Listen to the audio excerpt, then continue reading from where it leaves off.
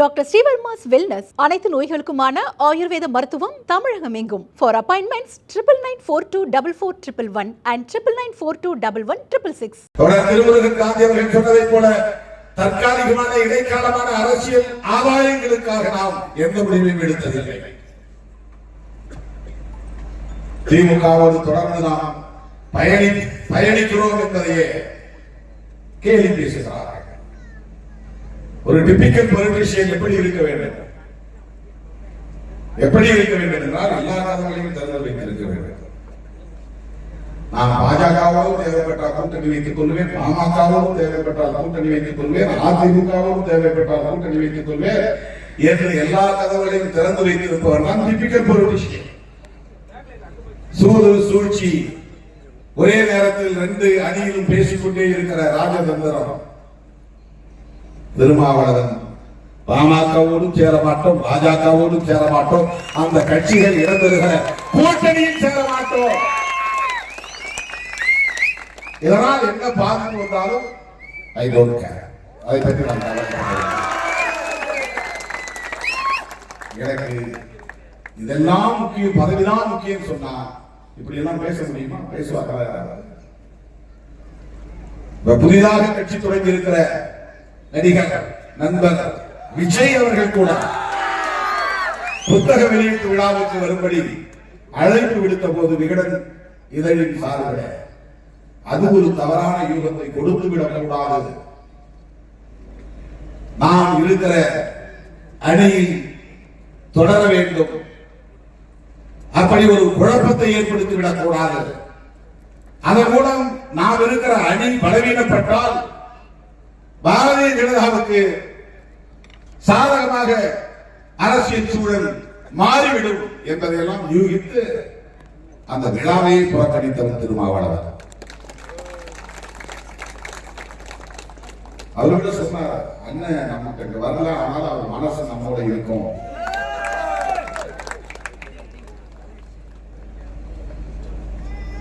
நாங்க நினைச்சிருந்தா இல்ல, எங்களுக்கு விஜயோட போறது கூட கதவு திறந்திருக்கு அப்படின்னு சொல்லலாம். அந்த கதவையும் நான் மூடினேன். அதுதான் திருமாவளவன்.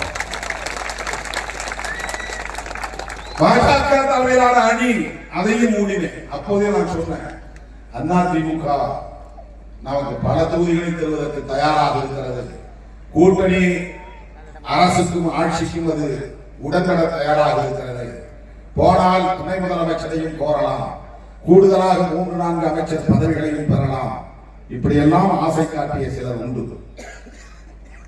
நீங்கள் நினைக்கிற சராசரி அரசியல்வாதி அல்ல திருமாவளவன் என்பதை பல சந்தர்ப்பங்களில் நான் உறுதிப்படுத்தியிருக்கிறேன். இந்த ஆசைகளால் திருமாவளவனை வீழ்த்திவிட முடியாது என்பதை உறுதிப்படுத்தியிருக்கிறேன். இன்னைக்கு என்ன நிலை, நான் யூகம் பண்ணது சரியா போச்சு. 1 வருஷத்துக்கு முன்னாலே போய் பிஜேபியோட கூட்டணி அமைக்க வேண்டிய கட்டாயம் எங்கே வந்தது? ஏன் அதிமுக பிஜேபியில் போய் சிக்கியது? யோசித்து பாருங்க. நம்மை அந்த கூட்டணியில் இருந்து வெளியேற்றிய பிறகு அவர்கள் இதே முடிவை எடுப்பதற்கு வாய்ப்பு இருக்கிறது. அப்படி எடுத்திருந்தால் நாம் மறுத்தவர்களை நின்றிருப்போம். நீங்கள் புரிந்து கொள்ள வேண்டும் என்பதற்காக சொல்லுகிறேன், என்னுடைய சாதுரியத்தை சொல்வதற்காக நான் சொல்லவில்லை. நீங்கள் புரிந்து கொள்ள வேண்டும். அரசியல் நிலைப்பாடுகளை நாம் எடுக்கிற போதும் கூட புரட்சியாளர் அம்பேத்கரை நெஞ்சில் இருத்திக் கொண்டுதான் நிலைப்பாடுகளை நாம் எடுக்கிறோம்.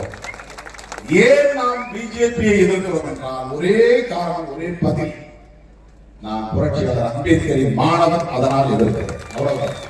நான் அம்பேத்கரை கோடியா அவர் எங்களுக்கு தலைவர் அப்படின்னு மட்டும் நினைச்சிருக்கா எனக்கு அது ஈஸி, காம்ப்ரமைஸ் பண்ணிட்டு. அவன் என்ன கொண்டு பேசினான்னா, ஆளுங்கட்சியா இருக்கிறான், அவங்கதான் இன்னைக்கு பெரிய சக்தி தேசிய அளவில், காங்கிரஸ் மறுபடியும் ஆட்சி வர்றது வாய்ப்பே இல்லை, அதனால நம்ம அவங்களோட அட்ஜஸ்ட் பண்ணிட்டு போகலாம், வாய்ப்பை பயன்படுத்திக் கொள்ளலாம் என்று நான் முடிவெடுத்திருக்க முடியும். ஆனால் திருமாவளவன் எடுக்கவில்லை, எடுக்க மாட்டான். ஏனென்றால் திருமாவளவன் அம்பேத்கரின் பிள்ளை, புரட்சியாளர் அம்பேத்கரின் மாணவன், தந்தை பெரியாரின் பிள்ளை. இந்த புரிதோடு தான் நாம் களத்தில் கைகோர்த்து நிற்க வேண்டும்.